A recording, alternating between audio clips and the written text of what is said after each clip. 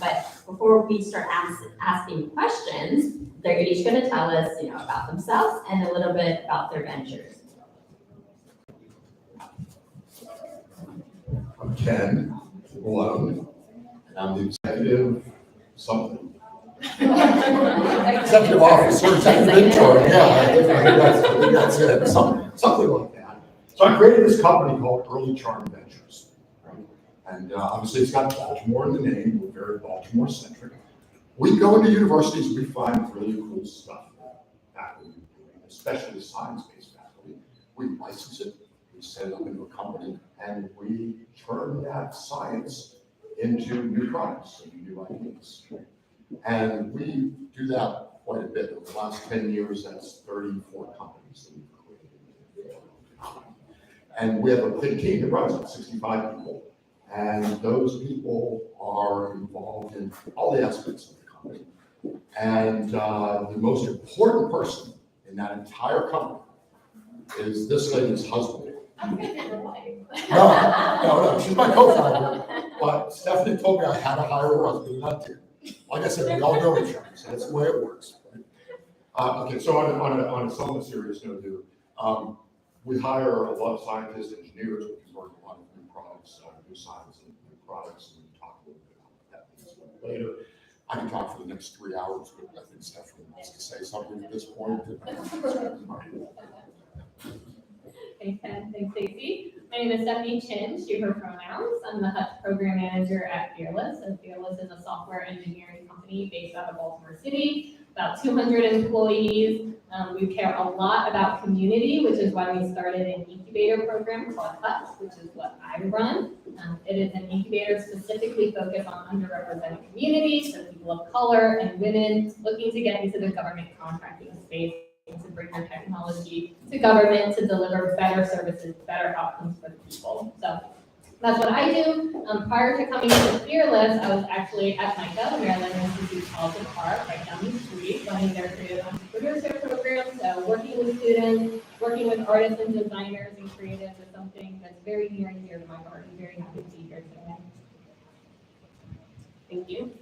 My name is Ashley Williams, and I'm the founder and CEO of Calm, which is an emotional health software for young people. So we teach young people how to self-regulate really complicated emotions. We all know what it feels like to have anxiety. We all know what it feels like to feel stuck. And we help young people to navigate those complicated emotions. So my background is in education. I was a teacher here in Baltimore City for a few years. I was a school leader for a few years. And out of my experience in the school, it's what led me to the development of Calm. I've been tinkering at this. I like to think of creative entrepreneurship as just tinkering. It's ceaseless tinkering and iterating. And so I've been tinkering at this since 2016, and it's gone through many iterations, and I'm going to continue to tinker. I'll never get it all perfect, but I'm going to keep trying. Yeah. You're good, boss. So I want to rewind for a moment where I was sat probably in your chair and someone looking at a master's program in entrepreneurship and being nervous. I was nervous that I wouldn't be hired because companies would think, oh, she's going to leave and start up her own thing. But fortunately, I did do that program. It's University of Arts London in fashion entrepreneurship and innovation. And at the time, it was challenging. I had to convince companies that I can help re-strategize the system and create ideas that would really transform the business. But I did take my pieces and go to Indonesia and set up my own company. But in time, I realized that this is a skill. It's a muscle. It's a muscle that you have to keep using and growing and nurturing. Entrepreneurship, creative entrepreneurship today is not about just starting a business. It's actually thinking about just opportunities that you care about and your voice within the nature of the work and being able to share that with the world. Fortunately, there are programs in universities that are more commonplace than when I did my program in London. And I was a part of the Rise to the Challenge competition at UB, at University of Baltimore. And that's what started the work that's led to 5 years on what we've created today. It's very different in many ways from what it originally was, but it still has the heartbeat to it. And connecting with different people in the community helped me to align with a way to do it as a bootstrap entrepreneur. So, questions begin. I was told not to ask Ken first. But I wonder who told her that. So I will start with Ashley. Yeah. What attracted you to your current role? Is that what is what you're doing now related to what you studied in school? All right, I like that. All All right, right. question. I think that attraction is the right word in that a series of circumstances and conditions led me to the place where I'm sitting right now. So I did not make the decision one morning after coffee and say, I'm going to be a founder and CEO of a startup in Baltimore City. It didn't happen like that at all. It came from me noticing a problem in the schools. It came from me noticing something with the young people that I work with and wondering what would it be like if there was a better way? And that one question led me here, and I'm still tinkering with that question. So I think that the question of what would it be like if there was a better way is what attracted me to the role, because that question led me down the path of exploration of what would it take to found a startup? What is the right type of entity? I had to learn a lot about technology. I had to learn a lot about the field. I had to learn about raising capital. I mean, it took me a few years to learn the process of having an answer for what it would be like if there was a better way. I really had to fall in love with that problem. So I think it was falling in love with the problem of just the emotional dysregulation in young people and knowing there was a way for our young people to feel better, whatever the circumstances, whatever the conditions, especially living in the conditions as they are right now with the pandemic, but even before that. And then did I go to school for this? No. I did not go to school to be an entrepreneur at all. But I think entrepreneurship has to do more with skills that you don't get in the classroom. You can learn about, go-to-market strategy. You can learn about capital raising. You can learn about a lot of things, a lot of really important and relevant information. But what you're not going to get out of the classroom is perseverance. What you're not going to get out of the classroom is, how do I look outside of the box? How do I push forward when things seem really difficult? How do I use the resources that I have right now to take another step, even when on paper it says that I need X amount of dollars to accomplish this? How do I make forward motion anyway? So much of entrepreneurship, from my perspective, especially when you're applying it creatively, is coming from skills that you don't necessarily get in the classroom. And life gave me an opportunity to nurse those skills within myself, and creative entrepreneurship is sort of like the PhD program of that. Apply it now or fail. So that's my response. I have one more time for you, Ben. So what attracted me to my role at Fearless really centered around community and values. I loved the work that I was doing. I loved supporting entrepreneurs. I loved being out in the community. I loved connecting with people. But I really wanted to be at a place that allowed me to do what I love with other people that are equally as passionate about what I'm passionate about. And so that's what really drew me to Fearless. We have a very strong culture that we take a lot of pride in. We do a lot of community impact work. We are all impact oriented, and being amongst people who are just as passionate about that really inspires me every single day. Is this necessarily what I studied? No, absolutely not, right? I mean, I was a business major, business administration. You kind of can't get more general and broad than that, right? It's kind of like, you could do anything, and yet what do I do with that? And so I knew I was always passionate about business. I never found the right idea that I personally was so passionate about in taking that leap to becoming an entrepreneur, right? So being an entrepreneur like Ashley or Ken, I consider myself to be entrepreneurial, right? I consider myself to be an intrapreneur within other organizations. So starting things, taking ideas and moving those things forward, scaling ideas. I consider myself to be very entrepreneurial, but I never had that light bulb moment where it's like, I'm going to invent this thing and I'm going to bring it to market and I'm going to make a bunch of, that has not happened. Maybe it'll happen one day, I don't know. But I love doing the work that I do, supporting entrepreneurs and bringing their ideas to reality. I think as far as what I learned in college, there's very rarely a day where I use the knowledge that I learned in the classroom, but I do use all the skills that I gained throughout my time in higher education, right? So I use the critical thinking skills, I use the people skills,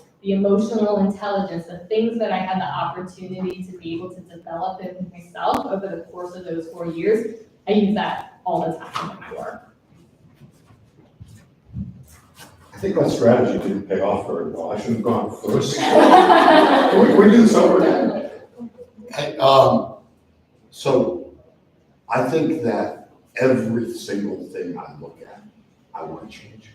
I look at the bus route and I say, I want it to be different than that. I shouldn't do that, right? Every single thing. I was like the world's worst employee.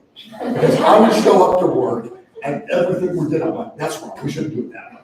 We need to do it this way instead, right? I was never, ever happy with the way we did anything, right? And I think that's a part of wanting to be an entrepreneur, is you see things and you want to change them. Part of being a more mature entrepreneur is realizing that you can't change everything. You can pick like a couple things to change, maybe one or anything, yeah, right? Although I still try to change at least 20 things a day, I'm trying to be more focused on what those things are, right? And did I go to school for that? I guess, I don't know. I mean, I never was happy with anything I ever did, so I kept changing and doing what I did. So I'm a polymer scientist by training, but I mostly ran business units for big chemical companies, and I ran a university for a while, and then I did this. I don't know. We don't have enough time for all that. We'll turn it back to Stacey. Wonderful. So after 10 years away from the US, so I was in Europe and then in Indonesia, and came back to Baltimore. Why would you go from Bali back to Baltimore? But I came back to be closer to my family, and traditionally you'd think coming to Baltimore, being in a big industry like the fashion industry would actually be a detriment to my career. But as a result of the work that we've done in converting this garment factory and really like pioneering some things, they're writing stories about the work that we're doing here in Baltimore and sharing it with the London students. And the London students are asking, how do I do it here? And other cities are asking that question.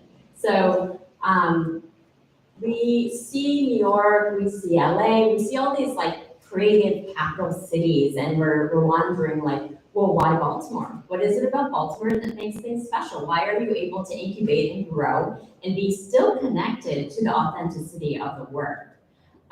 So that would be the question to go around the panel again, to think about like, why start here? And why is it here's the best place to do it? Of course, there's other opportunities, but what are those factors that could really transform that journey from being a student to being an entrepreneur, or from working with entrepreneurs? Let's see, Stephanie. Like, I think it's going to pay off this time. You didn't even make eye contact with Stacey earlier.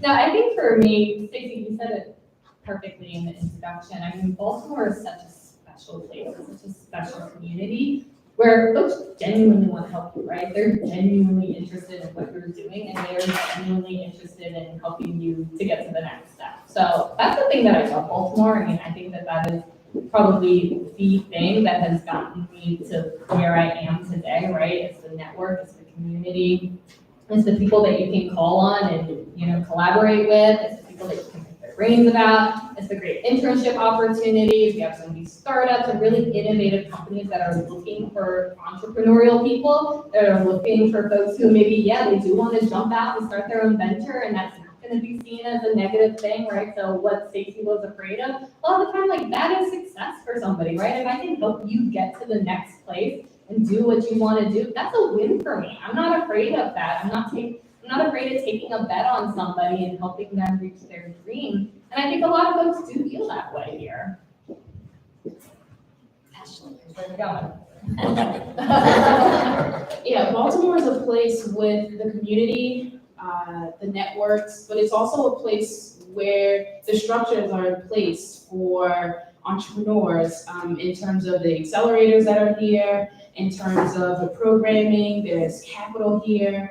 And so just thinking about my own personal experience in Baltimore City, everything that I learned about entrepreneurship outside of, all of the sort of soft skills that you develop as you go along, I was able to learn through this network in Baltimore City of accelerators. So, they have ones at universities, they have ones that are not associated with universities, they have ones that are specifically for X type of entrepreneurs. And then, through these accelerator opportunities, you get to meet folks who are investors or impact investors or grantors. So, in that way you begin to raise capital. And so I think Baltimore is just a really fertile place. It's a really great opportunity for entrepreneurship, for creativity, and then also to scale. Sometimes that you can be in a place that it's not like a really good place for you to scale your company. I think Baltimore also offers that. And then, the thing that people say, small-to-more. Baltimore is small. And, when we got here, we were laughing like, hey, we all know each other. We talked about that, like from running into each other at events like this. So Baltimore offers that opportunity to, network, to meet people. You'll see people at the same places. They'll learn about what you're doing. And there is a willingness to help. There's a willingness to share and to root for you. As a person in Baltimore, in business, and what that means for not just the business that you are creating, but what it means for the city and for the people of the city of Baltimore and the state of Maryland in general. So I like to say that, successful entrepreneurs are unabashedly creative and cooperatively committed. And we'll science it there, right? So kind of thing. But look, you have to be totally unafraid to be creative, right? There are safe places in the world to be creative, and there are places that you get punished for being creative. Right? In general, urban areas, you have a lot more freedom to be creative. It's the environment, it's the culture of most high-density urban areas, right? So that's a huge advantage of Baltimore, right? Cooperatively connect. Right? It's fine to be creative, but you actually have to take action on it if you're going to turn it into a business, right? You can't just come up with ideas, you have to do these things, right? Well, entrepreneurship is absolutely a sport that is team oriented. You may be the person out in front, like Ashley, but I guarantee you, she'll tell you there is a whole team of people all through the city that support her every day, right? They may not be in there running the company with her every day, some of them aren't, but they're there to help her find opportunities and resources and all that. That's where the size of Baltimore is just absolutely the perfect balance. If you go to Philly or you go to New York, they're just so large that nobody cares. And if you go to a smaller city, you start to get punished for that creativity piece, right? You're a little different, you shouldn't be here. Right? We all want to look like this. Right? So you can find those safe spaces here, and you can find the people that are going to help you here. And it allows you to take that action you need to take. I just don't know what they said and turn it into something. Actually, it's a perfect lead. So when I was at University of Arts London, I was really frustrated with that entrepreneurship program because we were in a classroom writing business plans about businesses we weren't building. And I was like, I came here to make something and then write about it. So I brought the students together and we were able to take over a warehouse space and around near the MTV offices and build it. Literally, it's called Fashion in Action. And that was 10 years ago. And I know it's very difficult to believe in yourself and your ideas when you're still early within the work. But crazy enough, we are in a warehouse building. We created the school that is in action. It's in a garment factory. So that original idea came to life. But what if I never thought it was a thing, right? Oh, maybe they're London Culture Fashion. Of course they know what they're doing. But now's your time. Now's your time to shine. It doesn't happen overnight. And sometimes it gets put on hold. Sometimes it iterates. And then all of a sudden you return. And sometimes it inspires someone else to begin their journey. But it is the university setting that I began giving talks at the University of Baltimore on the second master's there. And then I didn't know about the industry. And so it was just community, literally standing here saying, what happened to the garment industry here? what are we gonna do about it? Who are you? Let's work on it. And so we just kept on working on it for 5 years. So if you guys would go back or could give advice to your college age self, and give yourself some career advice, life advice, what would it be? Want to do this one? Yeah. All right, so I think the age of myself is already pretty obvious, but I'm going to do it anyway, right? So I would have been at the University of Miami, like the real one, not that one in Ohio, in 1982.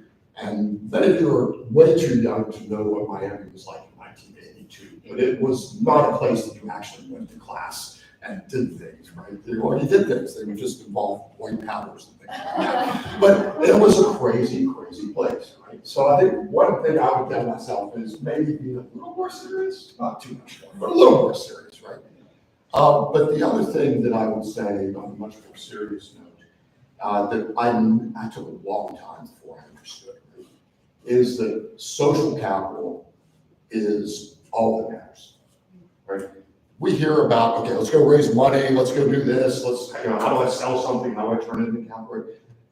The interactions and the network you have with other people are going to be worth more to you than anything else you ever have, right?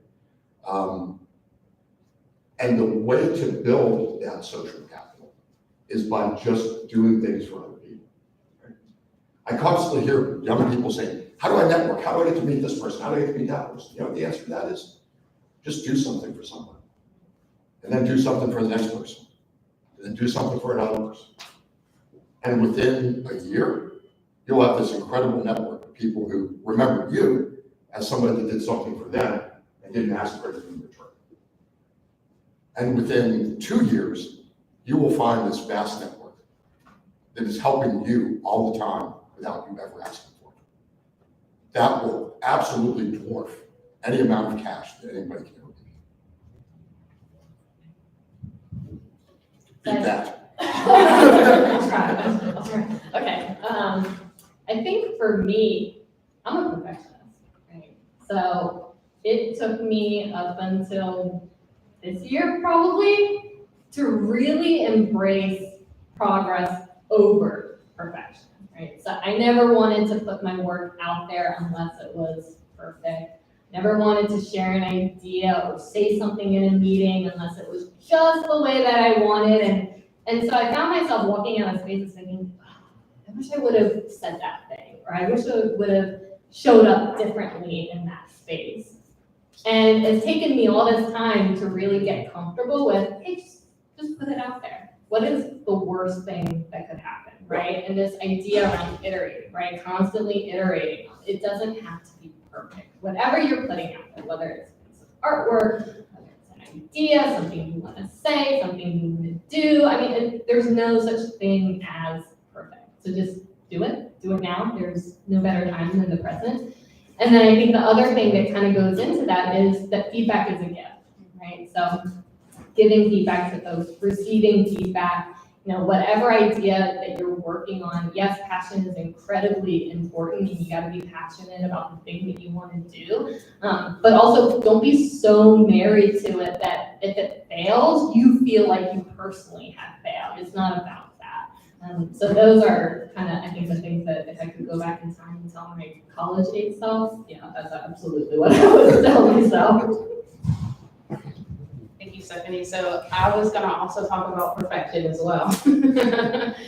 So that's a conversation that I would have had with my college age self, who was constantly seeking perfection, and I would hold things until I felt that it had reached that place of perfection. And I missed a lot of trains. I watched a lot of trains pass by from that place. So what I would actually say to myself is the best place to start is right where you are. So whatever it is that you have, be willing to show that, be willing to get feedback on that, and know that it is a process. We keep talking about iteration, we talk about tinkering, but that is truly a gift to be able to, I'll say this, what I have learned, at least especially being in Baltimore, is that so much of development of my business, of product, comes from conversation. It comes because I have opened myself up, I'm willing to listen. and somebody says, what if you did this? Have you thought about that? And I'm like, that's it. That's it. And it literally grows and scales just from that willingness to be imperfect, to say, this is what I have, what do you think? So that's what I would tell my college age self. The best place to start is where you are, and where you are is perfect. It's good to be where you are. I always thought I was perfect all the time. You wait.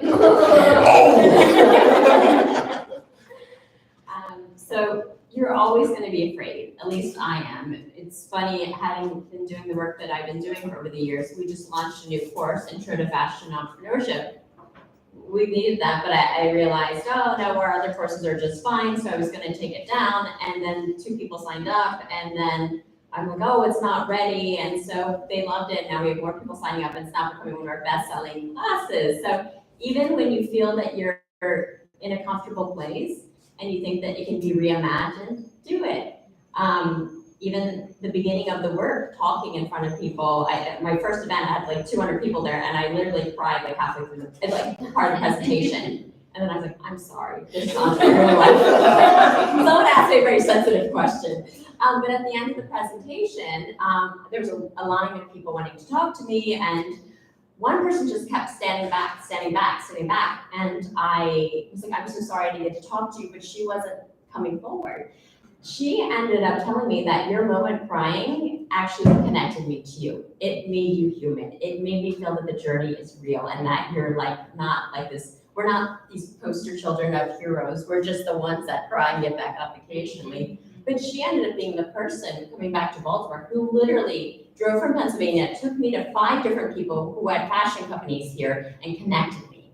And so by me speaking out with my voice, even though I wasn't ready for it, and her speaking out with her voice, we connected what has led to the work that we've done today.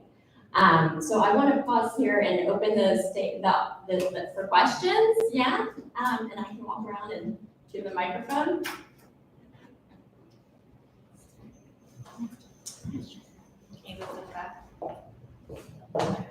Joy gave up. Got you. So you probably already answered this, but just to ask, like, how did you keep yourself moving forward despite obstacles probably against you? Like, for me, it's more so like where I'm from, like financial, a lot of things, like the feeling of like imposter syndrome. Like, how do you pick yourself up and like keep going? You want to take it? Oh, you take it. So I think what was really pivotal for me was the realization that everybody is an imposter, right? Like everybody. Some people are just better at portraying it than other people, right? Or some people just aren't as aware about it.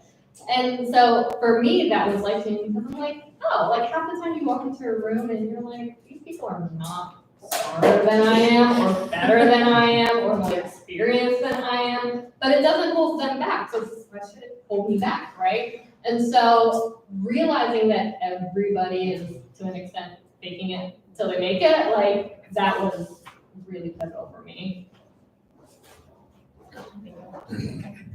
Yeah, I find it really helpful to have a self-care practice. So for myself, every day I'm meditating. Like, things don't happen if I'm not meditating. Like, that's my personal practice. It keeps me steady, it keeps me grounded. And then I notice when I don't meditate, like, it feels as if human circumstances are greater than they actually are. I lack the clarity to see that, hey, this is just something passing through. So finding like a steady practice for yourself, whatever it might be, is really helpful. Another thing that's really helpful to me is to just be gentle with myself and with others. So whatever, if I have a day where it feels like it's not my best day, just be aware of sort of the internal dialogue happening within yourself, because it's that internal dialogue that's going to get you to the finish line.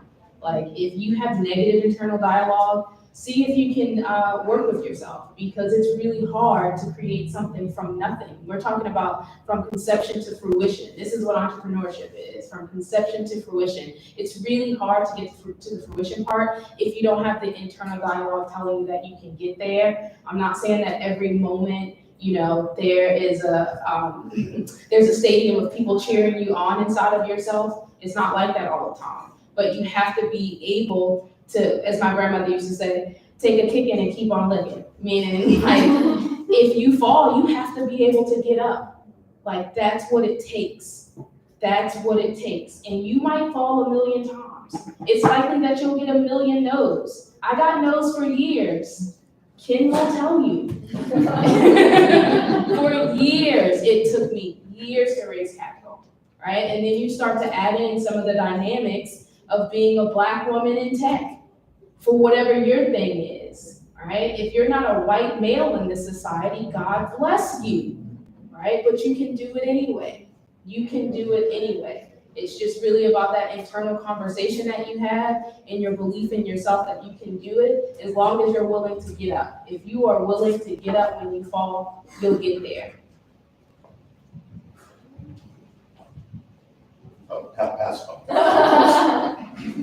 So I think we met when I was working at this garment factory. So I worked for one of the last garment factories from the original industry. And I was the factory girl. I was running around, and I'm like, he's been around for 40 some years. What do I have to say? I have a lot to say. And I think there's a new pathway forward. So that was very challenging to say that I respect tradition, I respect the heritage of an industry, but also I have a voice, and there's other voices that aren't being allowed in this room. So, next question. I think Ava had a question. I don't know it. That's halfway. Yeah, they need us. We're all like, All the way. Yes. All right, I had a question for Stephanie. I feel like I do consider myself like entrepreneurial, like you said, but don't have like that light bulb that goes off in my head. And I don't know how to get involved in entrepreneurship then, because I feel like, you know, if I go get a master's degree, I feel like the focus is on, you know, becoming an entrepreneur yourself. So how did you even like get into the, I guess, area? Absolutely.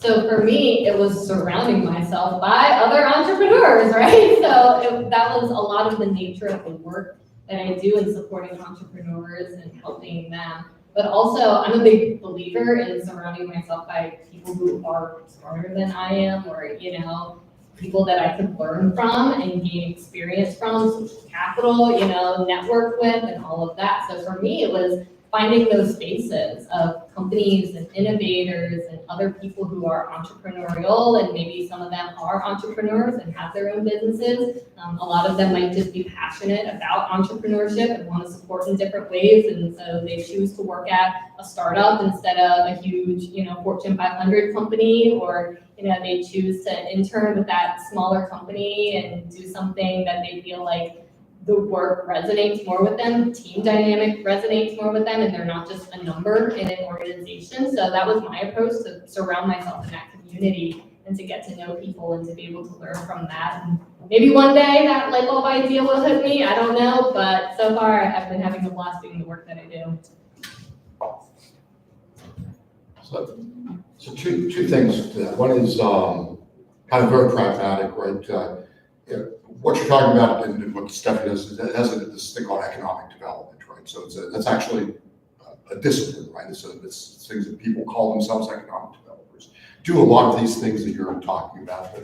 But for you, with the creative background you have, right, there are all sorts of accelerators and maker spaces and places where creatives hang out that are starting businesses and making businesses. And they need people with your perspective, right? And think about it, your perspective of how does culture fit in with this piece of art or this work that you're doing, right? How humans interact with things is incredibly important to every business, right? So think about it from that term. The second is, I want to take a totally different pattern now, which is, I call it the Zuckerberg fallacy, right? Mark Zuckerberg's a great story because it never happens, right? People don't leave college and become trillionaires, right? It happens like one time. And because it happened one time, you write a press note, right? Most entrepreneurs look like me. They left when they were 40 years old. They had 25 years of experience doing something. They understood it so well, and they just got frustrated that the big company they were working for, the big organization, wouldn't do it. And they're like, well, now I know everything, I can go do it, right? And it's safe. Right? So entrepreneurship doesn't have to be like walking on a tightrope and with no net, right? I never felt like I was walking without a net, right? I felt like I was buoyed up by all the knowledge that I had because I learned it all, right? So there's a, So there's this journey you go on where you have an idea, you finally believe in your idea, and then you're sharing it with people, and then you're wanting to charge them for that. I had a really big challenge with that because I was giving talks, I was giving trainings for free because I love the industry, I love fashion entrepreneurship. And then I'm like, oh, $29, yes, I'll charge them $29, right? And they go to the Roma Seltzer Tower, and there's some people playing on their phones. No one's really paying attention. There's one guy who owned a packing company and paying for consulting. But that was very uncomfortable. It was very uncomfortable to start charging for something I loved and I cared about. And so then it eventually grew. We charge $300 now for our classes for a 3-hour session. The people in those classes, they are not playing on their phones. They are taking down notes, they're building businesses, they're doing things that they care about. So I think there's that journey to go on where you find that thing, and we just did through talks just like this, like, where's the industry? What happened to it? What do you want to know? How are we going to create that?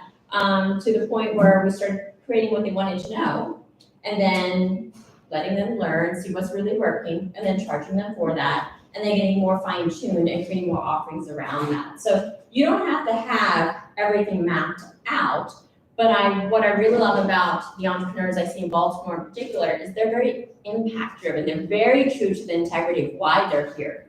Why they're here stays the same, but what they create may evolve. And I saw Ashley's work a couple years ago and seeing that the integrity has remained the same, but the name has changed, the company has grown. So the impact, that's the other thing, as your venture hopefully grows, sometimes it doesn't, sometimes it goes through troughs, but your impact evolves, right? You're able to have impact on more people. So that helped me in my brain to say, hey, if I'm able to sell this, I'm able to share this, and I'm able to give something that really matters to the world. Next question. So I feel like you kind of somewhat led this, but I wanted to ask, what is your why? What is the personal reason you get up every day and do what you're doing while you're here with us today?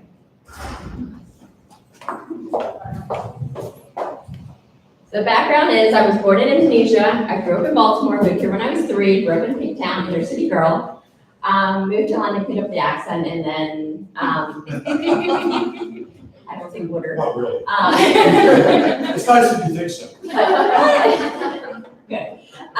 But when I was 10, I went to a homeless shelter, and we didn't have much money. Like, my family didn't have much money, and I was so upset that these families were lined up in cots and like in wartime conditions in the city that I grew up in. And then I brought my little bead set. That's the only thing I had. And I went to the back with the kids, and of course it'll probably make me cry because I'm good at crying during talks. But I was so upset. But then the kids, I was a kid too, right? We were playing with our beads and we were making bracelets. And then I left, and I remember being like, what can I do? What can I do? And then I started working in the fashion industry. I worked like 3 fashion jobs to be able to pay for community college at Anne Arundel Community College, and seeing that I started getting good at fashion. Like, I was assistant store manager at Hugo Boss by like 18. I beat out a bunch of like older guys who were sexually harassing me at work. But then they just decided to leave because they didn't want me to be their boss. But then I realized, hey, there's something happening here. There's something happening here that I'm good at this thing. Maybe this thing can come together with wanting to make a difference, but I don't know how to do that. So I just kept on asking, how do I make a difference through fashion? And that has been my ongoing journey, and it has never changed. And it's kept the passion, it's kept the love for it. And then in my childhood backyard, that's where the factory lives. Perfect. Next question. Oh, we have 5 minutes left. Is that enough for one question? Questions here. Turn that off. I turned the wrong volume. We'll be keeping it in this building, but make sure you get it. So in the early days of your start, what did front end look like for you guys? Like, were you using loans from banks? Were you just using your savings? Were you just? I'll let Ashley answer this one. Although when you started with early days, I was like, oh, that's a Ken question for sure. It's like way back when. Back in the day. I thought that's where the question was. Yeah, I'll start you. When I first started, I knew that I wanted to develop an MVP, a minimum viable product. So I just talked to my family and friends, and I did a small family and friends round, and I sort of carried the company with my own capital until I couldn't anymore. And at the same time, I was attending those accelerators that I mentioned, networking and meeting people. So when I got started, I just shared my vision with my family and with my friends, and I told them what I was up to. Like, hey, I need 10 G's. I'm trying to build this software. This is what my idea is. Like, I had a whole, it was a whole thing. Like, I put together a business plan, didn't know anything about business plans, and I called up all of my friends, all of my family members. I invited them over to my house. I did a whole presentation, and they gave me what I needed to get that MVP done. What's that MVP? It's a minimum viable product, so it's like the most basic iteration. If it's a software, if it's any type of gadget that you can build to demo it to people, so you can have something to show. And then MVP goes a long way to also getting those early users. So you basically, in these days, you're just gathering information. Is this an even viable idea? So you want to use some design thinking, get your product in front of as many users as you can, get that MVP in front of as many users as you can, and just ask them about it. What do you love? What do you hate? You know, just what is it like in a real world experience? And so that's what I did. And then once I got the feedback from the audience that I was targeting, from the customer segments that I was targeting, that this was interesting, I just threw my whole self into it. That class I did at the Bromo Seltzer Tower would be considered an MVP, like where I built it and then I shared it. So I know exactly what it is I want to do and what kind of organization I want to create. Ironically enough, it has nothing to do with my major. And so that's kind of funny. Though I still want to work in my major, I plan on doing both. But since I don't really know how to start it, what would you say, like, what helped you realize where exactly to start and how to go about doing it? Take this one for a time. There's so many competitions that are like just literally standing here 4-minute pitch. But those tend to come with funding and they don't take equity. We have to check if they take equity. Some come with, let me give you an example. Towson University at the startup space, that's $10,000. I mean, the more the money, the more competitive it gets. But when I won the Rise to Challenge competition, that was $1,500. But it gave me a network, it gave me mentors, it gave me people, who walked ahead of me that almost were my assigned partner. So that's a good place to start because not only do you get the hope, even if you don't get the funding, you always usually get a mentor. So then you can, if you don't win that time around, you might win the next time around. Or there's even more, especially for BIPOC funding, for all these opportunities. This is only a growing opportunity. But you want to be able to start and show up with the MVP. That makes it stronger, that you've been out into the world and you've been talking about showing it and you have a following. I have to say the biggest thing is create something and have that following, like a true tribe, people who really love what you're doing. And whether they're investors or friends or they move beyond that, right? They start growing into a community and building that community. With that community, they can become your customers too. So, did I answer your question? Mm-hmm. And then, Sorry, so the last one, one really short question. Question I want to ask, right, is because you've been talking a lot on MVPs per se of the digital field. So if we have an idea as an entrepreneur that actually want to start up a business space, how do we go about doing so? Because we've been talking a lot and we've been touching a lot on the digital space, being an MVP, minimum viable product and stuff like that. But how do we go about doing or creating a space? If that makes sense. you mean like an office or where to do it? Or like, okay, it will go into a different page, but it's just like, you get what I mean? Oh, like an answer. Oh. I'm sorry. The one that you want to answer first. Yeah, no, That's It's less that I want to answer it first, and I know where you're coming from with the question, right? Because this whole minimum viable product really works very poorly when you do drug development, right? Because it's really hard to do something like that to a human, right? So there are a ton of places where that MVP concept, I think that one of the big challenges you have here, right, is that everybody's doing the right thing by coming here and learning and trying to understand, but you always have to go back and understand, is the advice that you're hearing valid for what I'm trying to do, what I want to do, or is it the advice that entrepreneur gives because that's what they've done with their life, and they're just telling them to do the same thing, right? You have a totally different challenge with what you're doing. I would love to be able to tell you this was like a 30-second answer here, but it isn't, right? And it's very, very complicated to answer that type of question because it does involve having to have some type of capital, to have some type of answer, right?